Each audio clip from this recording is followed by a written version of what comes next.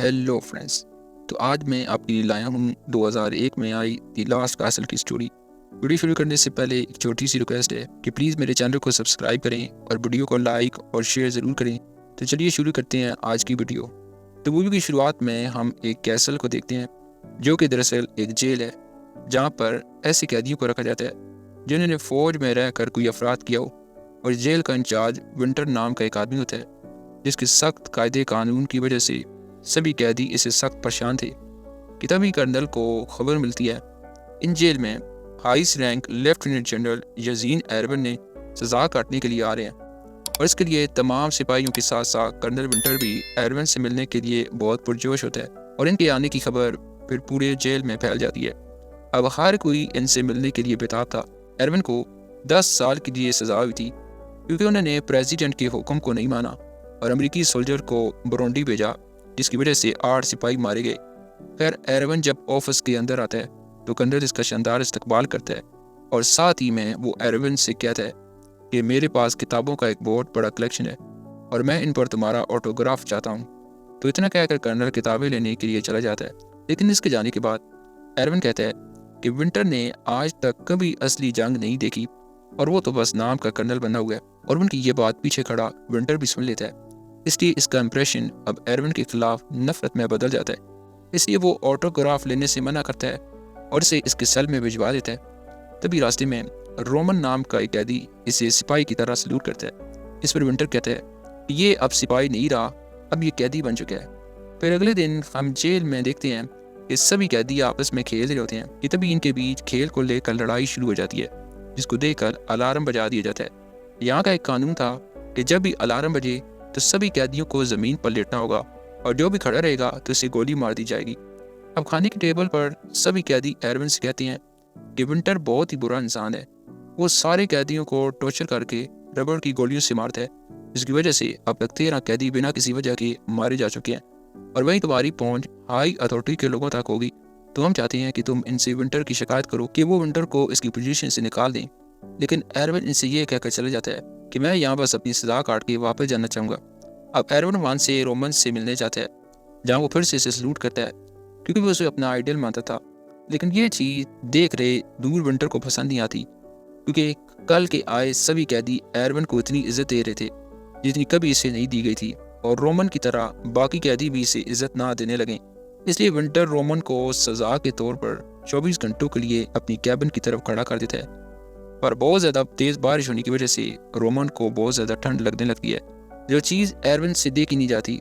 इसलिए वो रोमन को अपने हाथ नीचे रखने को कहता है। इसको देखकर विंटर अपने गार्ड से एरवन की बहुत पिटवाई करवाता है और इसे सजा के तौर पर सारा दिन पत्थरों को एक जगह से दूसरी जगह रखने को कहता है। वहीं हम सेम यार्ड्स नाम के एक कैदी को देखते हैं जो बाकी कैदियों से अक्सर मुख्तलिफ बातों पर शर्त लगाने का काम करता था। आज भी इसने एरवन पर शर्त लगाई थी कि अगर एरवन ने शाम तक सारे पत्थर रख लिए तो उन्हें डबल सिगरेट मिलेंगे। और इस तरह एरवन शाम तक सारे पत्थर रख लेता है जिसको देखकर सभी कैदी इसके दीवाने हो जाते हैं। अब यार्ड्स एरवन के पास आकर इसकी जीती हुई बहुत सी सिगरेटें देता है लेकिन एरवन इसे ये कहकर वापस कर देता है कि वो सिगरेट नहीं पीता। तब यार्ड्स कहते हैं कि मैंने अपने फादर से आपके बारे में बहुत कुछ सुना है। जिस पर एरवन कहता है कि मैं इन्हें जानता हूँ जो कई बार मेरे साथ मिशन पर जा चुके थे। अब एरवन देखते हैं कि बहुत से कैदी विंटर के कहने पर एक दीवार बना रहे थे ताकि सभी कैदी किसी काम में मसरूफ रहें।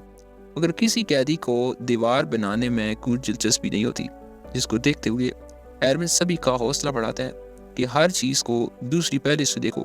फिलहाल के लिए तुम्हें ये काम बेकार लग रहा होगा लेकिन अगर तुम ये सोचो कि इन दीवारों से एक महल बनने वाला है और तुम इसके राजा हो फिर तुम्हें कितनी खुशी होगी। जिसको सुनकर सभी जोश से इस दीवार को बनाने लगते हैं और रोमन भी इनके साथ दिल लगाकर दीवार बनाने लगते हैं। और इस तरह एरवन के दिए हुए मोटिवेशन स्पीच से सभी कैदी एक बड़ी दीवार खड़ी कर लेते हैं। इसको देखकर विंटर को फिर से गुस्सा आ जाता है क्योंकि एरवन धीरे धीरे सभी कैदियों को अपनी तरफ कर रहा था। इसलिए कर्नल सभी कैदियों की मेहनत से बनाई हुई दीवार को तोड़ने का ऑर्डर दे देता है। लेकिन रोमन बुलडोजर के सामने खड़ा होकर कर्नल के फौजियों को रोकने की कोशिश करता है तो कर्नल अलार्म बजा देता है और सभी कैदी लेट जाते हैं। लेकिन रोमन नहीं लेटता जिस पर कर्नल इसे गोली मरवा देता है। अब रोमन की मौत के बाद सभी दुखी हो गए थे और एरवन और सभी कैदी रोमन को फौजियों की तरह गॉड ऑफ ऑनर पेश करते हैं जिसको देखकर विंटर और भी ज़्यादा गुस्सा हो जाता है क्योंकि आज तक किसी कैदी को इस तरह इज्जत नहीं दी गई थी। जिसके बाद कर्नल एरवन को धमकी देता है कि वो रोमन की मौत के बारे में किसी को ना बताए, वरना वो इसे जेल से हटाकर काल कोठरी में बंद करवा देगा। इसके बाद कर्नल अपने सीनियर ऑफिसर को बुलाकर ये कहता है कि एरवन की दिमागी हालत बहुत ख़राब हो चुकी है, इसलिए हमें इसे पागल खाने में डाल देना चाहिए। इस पर सीनियर ऑफिसर गुस्सा हो जाता है और कहता है कि इज्जत से बात करो, वो मेरा दोस्त है। जिसके बाद सीनियर ऑफिसर एरवन से मिलने जाता है, इसे समझाने की कोशिश करता है कि तुम इन चीज़ों में मत पड़ो क्योंकि विंटर की पहुंच ऊंची सरकारी लोगों तक है और तुम्हें इसके खिलाफ कोई ठोस सबूत लाना होगा, तभी मैं इनके खिलाफ कोई कार्रवाई कर सकता हूँ। इसलिए एरवन सबूत जमा करने के लिए मान जाते हैं। अब एरवन और बाकी कैदी प्लान बनाने लगते हैं कि कैसे वो विंटर को इसकी पोजीशन से हटा सकें, लेकिन यार्ड इस प्लान में शामिल होने के लिए मना कर देता है क्योंकि इसे लग रहा था कि वो इस प्लान में कामयाब नहीं हो पाएंगे। पर इन सब को बातें करता हुआ विंटर देख लेता है और यार्ड्स को अपने पास बुलाकर कहता है कि मैं तुम्हारी सज़ा कम कर दूंगा अगर तुम ये पता लगा लो कि एरवन और बाकी कैदी क्या प्लान बना रहे हैं। जिस पर यार्ड अब मान जाता है। इसी तरह एरवन सभी को प्लान बताता है कि हमें सभी जगहों पर कब्जा करने के बाद झंडे को उल्टा लगाना होगा, जिसका मतलब है परेशानी, और हम तब तक जेल पर कब्जा करके रखेंगे जब तक विंटर को इसकी पोजीशन से हटा नहीं दिया जाता। अब ये सारी बातें यार्ड जाकर विंटर को बता देते हैं, लेकिन तभी विंटर की बातों से इसे लगता है कि वो उसे धोखा देने वाला है और वो कभी भी इसकी सजा कम नहीं करेगा। इसलिए यास विंटर को ही धोखा देकर इसका झंडा चुरा लेता है। इस पर जब विंटर को पता चलता है तो वो अपने सभी सिपाहियों को झंडा ढूंढने के लिए भेज देता है। लेकिन जब सारी सिपाही झंडा ढूंढ रहे थे तो एरवन के प्लान के मुताबिक वो जेल के दरवाजे को बंद कर देते हैं और विंटर के सारे सोल्जर जेल के अंदर बंद हो जाते हैं और एरवन और बाकी कैदियों के साथ विंटर के सिपाहियों को पकड़ लेता है। दूसरी तरफ विंटर का एक सिपाही अपने सीनियर ऑफिसर को यहाँ बुला लेता है, उसे यहाँ की सारी सिचुएशन बताता है कि किस तरह कैदियों ने जेल पर कब्जा कर लिया।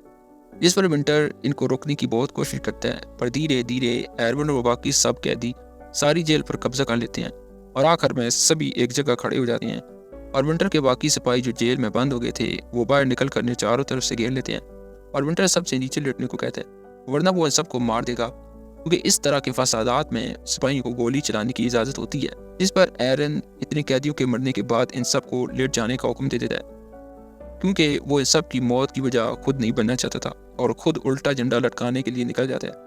इस पर विंटर सभी सिपाहियों से एरवन को गोली मारने को कहता है, लेकिन कोई भी सिपाही एरवन को गोली नहीं मारता क्योंकि ये चीज़ सिखाई नहीं गई थी कि कोई भी अच्छा इंसान अगर अपने मुल्क का झंडा लहराना चाहे तो इस पर गोली चला दी जाए। तब विंटर गुस्से में आकर खुद ही एरवन को गोली मार देता है, लेकिन मरते मरते एरवन झंडा लहरा ही देता है, जिसे देखकर सभी कैदी और सिपाही जज्बाती हो जाते हैं और झंडे की तरफ देखकर सलूट करने लगते हैं, क्योंकि वो झंडा उल्टा नहीं बल्कि सीधा लहरा रहा था। तब सभी को समझ आता है कि किस तरह एरवन ने अपनी कुर्बानी देकर विंटर को इसकी पोजीशन से न सिर्फ हटाया बल्कि इससे बहुत से लोगों की मौत के सबब इससे पकड़वा भी दिया है। और इसी के साथ ये मूवी यहीं पर ख़त्म हो जाती है।